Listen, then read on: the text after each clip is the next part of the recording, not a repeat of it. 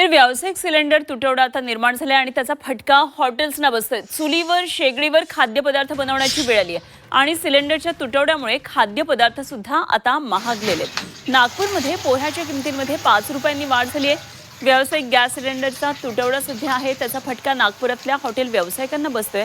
त्यामुळे या हॉटेल चालकांनी चुलीवर किंवा शेगडीवर खाद्यपदार्थ बनवण्याचा निर्णय घेतलाय आणि नागपूरमधल्या प्रसिद्ध पोहा सेंटरवरच्या गॅस सिलेंडरच्या तुटवड्यामुळे शेगडीवर आता खाद्यपदार्थ तयार करण्यात आले आणि महत्त्वाचं म्हणजे त्यांनी पोह्यांच्या किमतींमध्ये 5 रुपयांना वाढवलेल्या आहेत आणि याचाच आढावा घेतलाय आमचे प्रतिनिधी अमर काणे यांनी।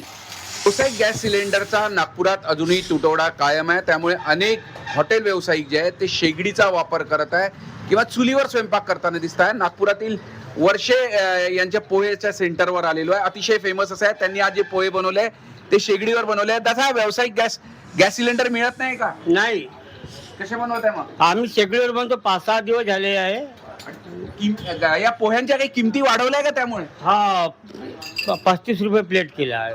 सिलेंडर नाही मिळत म्हणून 35 रुपये प्लेट। आधी कमी होते, किती हा. किती रुपयांनी वाढवले? 5 रुपयांनी।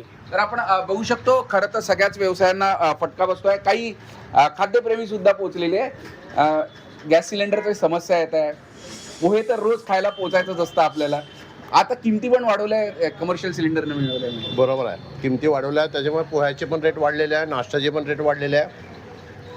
आम्ही नागपूरकर नाश्त्याला सगळ्यात जास्त महत्त्व देतो। सकाळी उठून आमचा नाश्ता होणं म्हणजे होणंच आहे। वर्षेचं जे हे हॉटेल आहे हे वर्षानुवर्ष जुनं, अप्रॉक्सिमेटली मी या हॉटेलला 40 वर्षापासून बघतो आहे। सगळं काम यांचं सिलेंडरवर आणि याच्यावर होतं आहे, पण काही 5-6 दिवसापासून हे शेगडीवर चालवतात आहे, त्याच्यामुळे रेट पण वाढलेलेच आहे।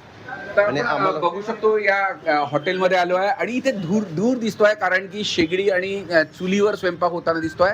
एकूणच मोठा असा परिणाम कमर्शियल गॅस म्हणजे व्यावसायिक गॅस मिळत नसल्यामुळे व्यवसायावर हॉटेल व्यावसायिकांच्या होतो आहे। झी मीडियासाठी सुमित सह, अमर काणे, नागपूर।